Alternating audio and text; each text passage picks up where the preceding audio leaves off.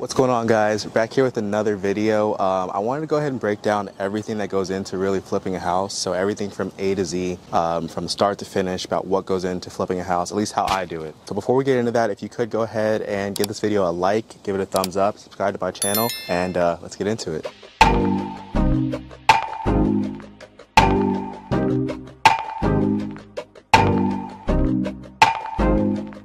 So this house here behind me, I actually closed on a couple days ago, closed on it on August 8th, and today is August 12th, so we're 4 days into it.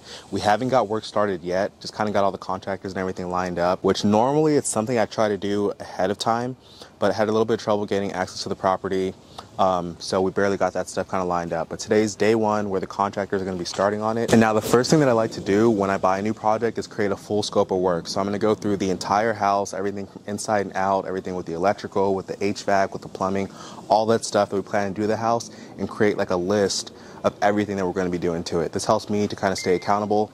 It helps too because right now I have, I think, 4 projects going on, so there's just really no way that I can remember every little thing that needs to go into each project. So I create a full scope of work and make sure that I don't forget anything while we're working on the project. So let me show you how that looks. All right, so I've gone through and created this full scope of work, and this is pretty much how it looks. So I kind of divide everything up into its own like individual category, and then I'll go through the whole house and see what kind of fits into that category. So the first thing is clean out. So this house is pretty messy. There's a bunch of stuff in here that was left behind. So we need to get all that stuff cleared out. So I'll get a dumpster and have a crew come through and clear all that stuff out. The next thing is the stuff that needs to be prepped or ordered. So here, I need to buy appliances. Appliances are something that can take a while to come in. So a lot of times I try to order those pretty early on in the project, way before we need them. Also the dumpster we got in here. And then we've got landscape. So a couple things with landscape that we need to get taken care of is tree trimming. We've got some trees that are real close to the house and just a bunch of stuff that needs to be trimmed. So we're going to be doing some tree trimming. And we've also got the final landscaping. And then decisions, so stuff that I need to decide on or think about. And then we've got all the stuff that needs to be demoed, all the demolition that we need to do here at the house, all the stuff being done on the exterior, electrical, plumbing. For electrical and plumbing, I like to divide those up into the rough-in and the final stuff. So usually the final is just putting in new fixtures and stuff like that. But all the rough-in stuff, I like to divide those up because the rough-in usually needs to be done pretty early on, because sometimes they have to open up the walls to get to some of the plumbing or electrical. Then we've got all the stuff being done here on the interior of the house, the painting, the flooring, any sheetrock repairs, stuff like that. Major structural stuff, here I'll usually put in if there's foundation work being done, if we're moving a wall, put all that there. And then all the finish out stuff. But as you can see, I try to be pretty detailed with the scope of work. This helps me, so that way I know every detail that needs to be done to the house and I don't miss anything. And it also helps too because this is what I give my contractor to make sure that when they give me a bid, they're including all that stuff in there. And then whenever I sign a contract with the contractor for all the work they're doing, I make sure as well that it hits all those different points that are in my scope of work.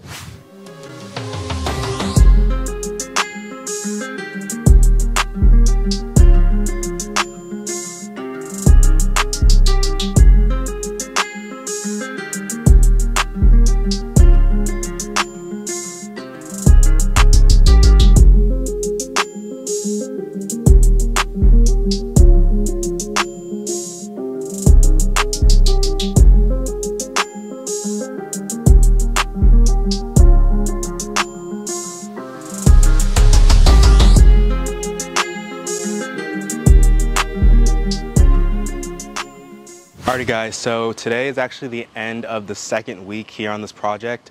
So I'm gonna go ahead and show you everything that we've done so far and kind of where this whole thing sits right now. So like I was saying, today's a Friday, so the guys actually wanted to get paid today, and we had some issues that came up. Nothing real crazy, but they wanted to get paid for some stuff that wasn't completely done. And the way I like to run things is I have a full scope of work and contract that I agree to with the contractors.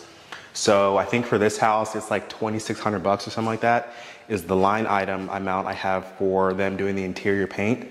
They wanted to get paid like half of that, and I don't do like partial payments. That's just something I've learned not to do, because if something happens with a contractor, they get sick, they leave the job for some reason and don't finish it, it's gonna cost me more money for someone else to come back and fix their job. So I don't pay them for that line item until they're completely done. And in this situation, it's kind of tough because they really did paint almost everything here in the house. The only thing that they're still missing is the 2 bathrooms. Let me show you how those 2 bathrooms look.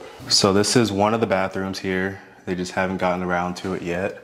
They painted the ceilings actually, but still got to get these walls knocked out. And then over here is the other bathroom. So this one, again, they haven't gotten around to yet. But literally the rest of the house is painted. So let me know down in the comments what you think about that. You think I'm being unreasonable with that? That's just something that I've learned, you know, doing this for a while, that it's just much more complicated when you start paying, you know, a certain partial payment for this and that, and then expecting them to come fix it. Another area where we kind of ran into the same thing was with the floor tile. So they're getting paid a certain dollar amount to do the floor tile. All this tile here in the kitchen, which is the bulk of the floor tile, is done, right? Awesome. But it still has to get grouted, so that's not done yet. It's not totally done. And like I was mentioning, those bathrooms, they haven't really touched them yet, so they haven't done the tile in the bathrooms yet.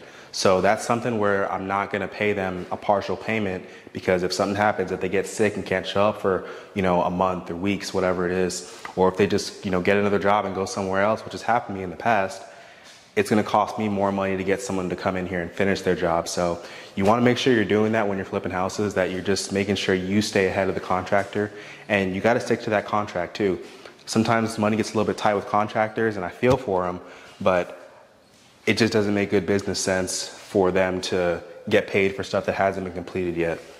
So I always let them know, like with these guys, today's a Friday, I don't expect them to work on Saturday, but if they get this stuff knocked out on Monday, I'll show up Monday and pay them. So I don't, you know, hold people's money back or make them wait a whole week or whatever. But overall, this house is looking really, really good. I'm happy with the progress. The paint looks really good so far. We got the floors that we got to finish up. We got to get our counters on, which we already ordered.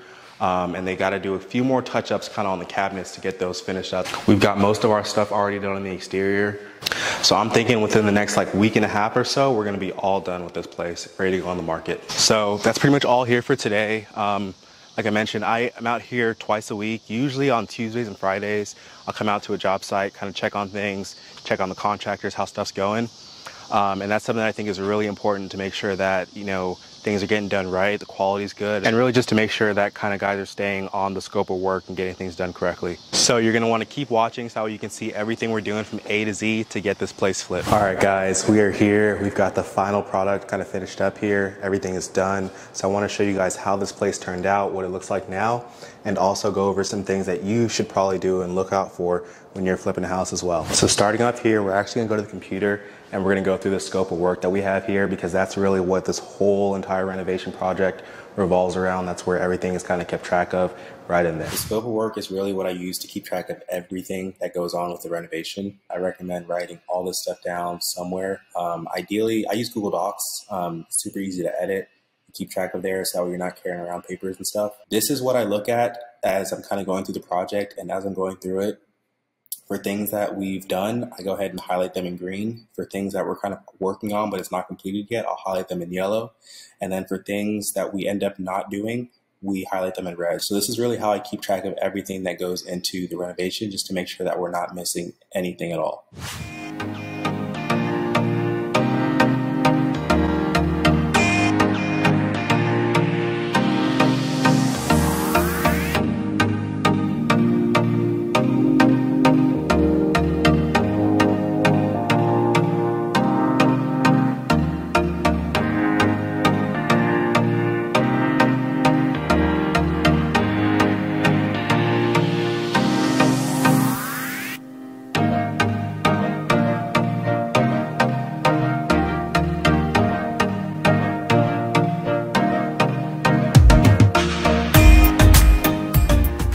So that is pretty much it. This house turned out really good. I hope this video helped you to kind of understand what I do to keep track and kind of manage a renovation project with the contractors and all. Let me know if you guys have any questions. Let me know if there's anything else that I didn't really go through, that I didn't explain, that you would like to see. I'm more than happy to answer those questions, or just make future videos about that stuff going forward. So appreciate you guys. Again, if you could give me a like and give me a subscribe to my channel here, so you guys see when I post my future videos, it would help me out a lot. Appreciate you guys. Thanks. Catch you on the next one.